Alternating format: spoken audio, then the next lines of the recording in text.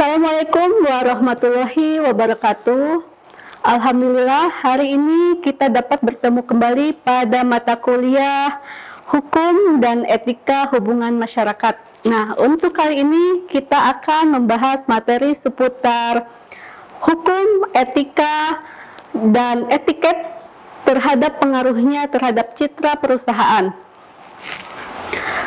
Sebagaimana kita ketahui bahwa hubungan masyarakat atau public relation sangat terkait dengan citra perusahaan. PR ataupun hubungan masyarakat adalah usaha untuk membangun dan mempertahankan reputasi, citra, dan komunikasi yang baik antara organisasi dan masyarakat. Baik, mari kita simak video ini.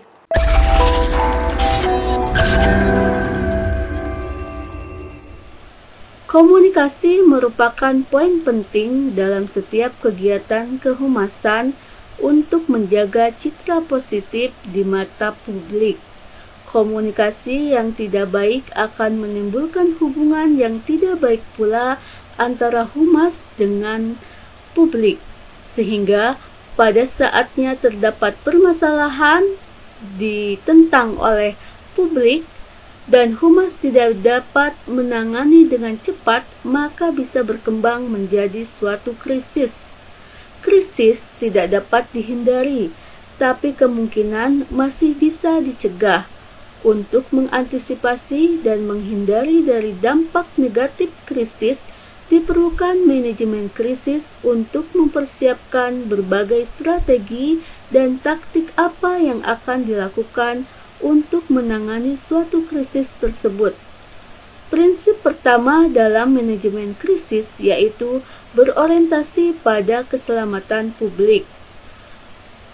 Public relation juga menerapkan strategi komunikasi krisis yang dirancang dengan mengurangi risiko munculnya kepanikan publik, mengurangi kekhawatiran yang dirasakan publik, mengurangi spekulasi-spekulasi khusus di awal-awal krisis, melindungi perusahaan dari kritik-kritik spekulasi yang biasanya muncul dari diskursus publik atau wacana publik di media massa, bersifat dapat dipercaya atau accountability, keterbukaan, dan komunikasi berbasis keseimbangan kepentingan. Kemudian didesain untuk meminimalkan kerusakan pada citra perusahaan. Komunikasi krisis dapat didefinisikan secara luas sebagai pengumpulan, pengolahan, dan penyebaran informasi yang diperlukan untuk mengatasi suatu krisis. Dengan demikian, maka strategi komunikasi krisis merupakan bagian penting dalam manajemen krisis untuk melakukan komunikasi yang intens dengan masyarakat dan menyaring informasi yang dibutuhkan. Informasi tersebut kadang tidak jelas dari mana sumbernya dan kebenarannya masih dipertanyakan, sehingga dapat memunculkan rumor yang justru akan membingungkan masyarakat. Maka dari itu, peran humas harus selalu proaktif dalam menanggapi dan memberikan informasi secara cepat dan tepat untuk meminimalisir rumor tersebut. Aktivitas public relation dan menyediakan pesan-pesan yang relevan dengan situasi krisis dan membuka saluran komunikasi terbuka disebut dengan komunikasi krisis. Tahapan komunikasi krisis ada 3. Pertama, prakrisis. Model manajemen krisisnya adalah signal detection, preventive, preparation. Untuk model komunikasi krisisnya adalah membentuk pengetahuan tentang krisis atau lebih bersifat internal di dalam perusahaan itu sendiri, kemudian menyamakan persepsi di antara anggota organisasi. Yang kedua adalah krisis. Model manajemen krisisnya adalah mengetahui peristiwa-peristiwa pemicu dan respon serta kerusakan dari hal tersebut. Model komunikasinya adalah memengaruhi persepsi publik tentang krisis, kemudian persepsi tentang organisasi dan segala upaya organisasi mengatasi krisis. Ini berkaitan dengan initial respon, korektif, dan reaktif. Yang ketiga adalah pasca krisis. Model manajemen krisisnya adalah recovery, learning, follow-up informasi dengan publik, kemudian kerjasama untuk investigasi, yang terakhir ada berupaya kembali normal. Model komunikasi krisis ini ialah memulihkan reputasi dan mengembalikan reputasi yang sempat hilang akibat krisis, atau lebih disebut dengan evaluation. Strategi komunikasi krisis. Yang pertama adalah punya tim komunikasi. Tim komunikasi ini merupakan salah satu tindakan awal yang harus dipersiapkan dalam membangun manajemen krisis. Perencanaan dalam komunikasi krisis harus adanya koordinasi yang sejalan dan sesuai dengan pembagian kerja masing-masing. Tim krisis tidak hanya mengambil di dalam organisasi, misal bisa dari pakar, konsultan eksternal yang sudah ahli di bidangnya.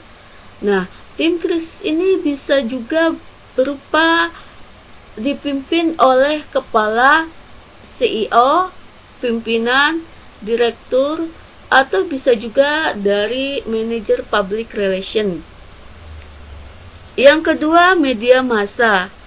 Media massa ini sangatlah penting untuk segera menghubunginya. Tujuannya adalah mengurangi spekulasi khusus di awal-awal krisis, karena spekulasi yang dibiarkan akan memunculkan rumor yang memungkinkan lebih dipercaya, dapat memengaruhi persepsi, dan dianggap sebagai kebenaran. Maka media massa adalah prioritas dalam komunikasi krisis. Karenanya, segera membentuk media center dan secepat mungkin melakukan konferensi pers. Sejak awal yang harus diperhatikan dalam komunikasi krisis, pertama adalah fakta, yang mana hal tersebut disebutkan siapa korbannya dan apa penyebabnya.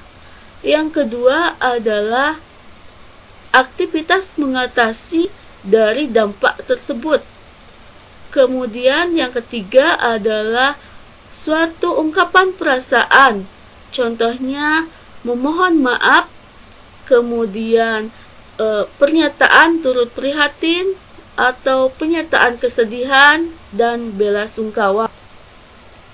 Untuk strategi yang ketiga adalah fakta. Fakta ini adalah mengumpulkan fakta dan mempersiapkan pernyataan kepada publik. Tujuannya adalah untuk mengurangi resiko munculnya shock, kepanikan, atau kekhawatiran publik. Nah, kepanikan ini dapat terjadi jika organisasi tidak memberikan informasi sejak awal, sehingga dapat memunculkan spekulasi-spekulasi. Fakta tersebut harus dikonfirmasi untuk memastikan tidak ada fakta palsu atau tidak ada miskomunikasi.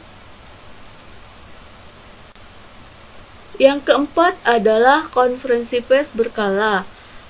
Konferensi pers perlu dilakukan secara berkala. Tujuannya adalah untuk update informasi sehingga tidak muncul kekurangan informasi, serta untuk mengkanter berita-berita atau publisitas negatif di media. Strategi yang kelima adalah tidak menutup informasi. Ini berkaitan dengan mengupdate informasi secara reguler, kemudian perusahaan tidak memilah-milah informasi atau data yang ditemukan. Informasi positif ataupun negatif tetap disampaikan. Namun, dalam penyampaian informasi negatif diharapkan akan tidak sampai membuat reputasi perusahaan menurun. Yang keenam adalah hati-hati menyampaikan informasi. Dalam menyampaikan informasi harus benar-benar hati-hati dan jangan sampai menimbulkan masalah baru dengan membuat situasi makin keruh. Maka dalam penyampaian informasi jangan terburu-buru dalam memberikan informasi. Kemudian dalam situasi krisis atau desakan media sangat besar. Nah, namun demikian, jangan memberikan informasi sampai semua fakta atau setidaknya kita benar-benar mempunyai fakta yang valid terkait dengan prinsip mengutamakan kepentingan publik. Maka perusahaan meski berpikiran bahwa krisis membawa akibat yang tidak menyenangkan bagi publik. Karena itu, ucapkan kata-kata simpati atau empati kepada halayak. Hindari menyalahkan pihak yang lain terlebih dahulu karena publik akan mempersepsi organisasi lari dari tanggung jawab. Oleh karena itu, tunggu sampai ada hasil investigasi secara keseluruhan terkait sumber krisis tersebut. Yang ketujuh, strategi komunikasi reputasi, yang mana melindungi perusahaan dari kritik-kritik spekulasi yang biasanya muncul dari wacana publik di media massa. Jadi, bersifat dapat dipercaya, keterbukaan dan komunikasi berbasis keseimbangan kepentingan itu yang dikedepankan dalam menyampaikan komunikasi reputasi. Dengan secara berkala, menyediakan dan menyebarkan informasi tentang apa yang telah, sedang, dan akan dilakukan oleh perusahaan dalam mengatasi krisis tersebut. Dengan kata lain, informasi disediakan selama 24 jam. Strategi ini sebagai bentuk upaya komunikasi advokasi, yaitu perusahaan berkewajiban untuk memberikan informasi kepada masyarakat. Strategi komunikasi krisis yang kedelapan adalah satu suara atau one gate communication melalui sebuah media center dengan satu orang juru bicara. Diharapkan juru bicara ini adalah CEO yang mana dia memiliki kredibilitas dan use value tinggi dalam menyampaikan komunikasi. Yang kesembilan adalah komunikasi empati. Ini dapat dilihat dengan cara penyampaian komunikasi dengan tidak menyebutkan nama korban sebelum terkonfirmasi ataupun mengontak anggota keluarganya. Hal ini untuk mencegah kesalahan identifikasi korban. Dalam hal ini, ketika menyampaikan komunikasi, maka perasaan dinyatakan seperti tadi disebutkan dengan penyataan permohonan maaf ataupun bela sungkawa. Yang ke-10 adalah banyak saluran komunikasi. Nah, hal ini untuk memudahkan terjangkaunya informasi kepada halayak, maka lebih baik menggunakan banyak saluran komunikasi dalam menyampaikan krisis tersebut. Saluran komunikasi krisis ini dapat dilakukan pertama dengan tatap muka langsung. Hal ini bisa dengan menyiapkan krisis center atau media center yang selalu siap 24 jam untuk menyediakan dan memfollow up informasi kepada publik. Yang kedua adalah media massa.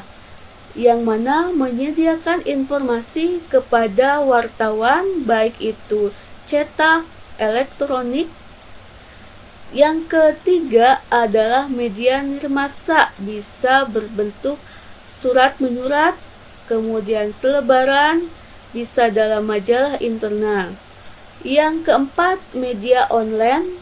Nah, hal ini berkaitan dengan informasi dalam bentuk media online, bisa pada portal berita media online ataupun pada media sosial. Faktor-faktor yang mempengaruhi komunikasi krisis.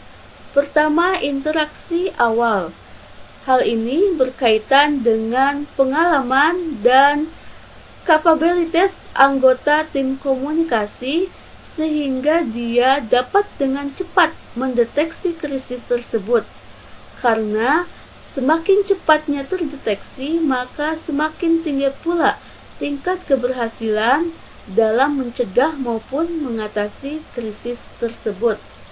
Yang kedua adalah komposisi tim komunikasi krisis. Ini berkaitan dengan bagaimana kapabilitas tim dalam menjalankan tugasnya, kemudian kerjasama tim juga. Yang ketiga, pengetahuan dan penguasaan dalam krisis. Yang keempat, kemampuan kepemimpinan, dan yang kelima adalah budaya organisasi. Tujuan komunikasi krisis, tujuan utamanya adalah menjaga kepercayaan publik terhadap perusahaan melalui saluran media ataupun media sosial. Perusahaan perlu memasok dan merespon kebutuhan informasi secara tepat dan cepat kepada media dalam framing positif. Jangan sampai justru media mengolah informasi secara liar sehingga menimbulkan framing negatif terhadap perusahaan. Yang kedua adalah perusahaan membutuhkan media secara mutual dan perlu memperkuat kerjasama positif dengan pihak media. Maka dalam kondisi krisis ada 3 kondisi yang terkait dengan kebutuhan informasi dari pihak media. Yang pertama, perusahaan mengetahui dan semua kebutuhan informasi tersedia. Yang kedua, perusahaan tidak mengetahui semuanya pada saat sekarang, tetapi akan segera menemukan dan menyampaikan kepada media. Yang ketiga, perusahaan tidak punya ide atau informasi sama sekali, tetapi akan menemukan dan menyampaikan kepada media. Maka tugas humas adalah menyampaikan latar belakang informasi, statistik, foto, dan juru bicara yang memadai kepada media. Pemulihan citra dengan komunikasi krisis. Dalam pemulihan citra ini, bagaimana kita memperhatikan 2 komponen yang perlu diperhatikan ketika terjadi krisis yang terkait dengan pencitraan. Pertama, organisasi harus memberikan tanggung jawab dengan melakukan tindakan. Yang kedua, tindakan yang dibangun tersebut harus berkaitan dengan mempertimbangkan efek yang akan muncul dan diharuskan efek yang ditimbulkan tersebut memunculkan reaksi yang positif. Oleh karena itu, dalam pengelolaan komunikasi atau pimpinan perusahaan sebagai komunikator, perusahaan perlu menyiapkan informasi yang benar beserta penjelasan secukupnya untuk masing-masing tahapan yang akan dilaluinya. Alhamdulillah, pertemuan kali ini kita cukupkan sekian. Semoga bermanfaat dan berkah bagi kita semua. Billahi fisabilil haq, fastabiqul khairat. Assalamualaikum warahmatullahi wabarakatuh.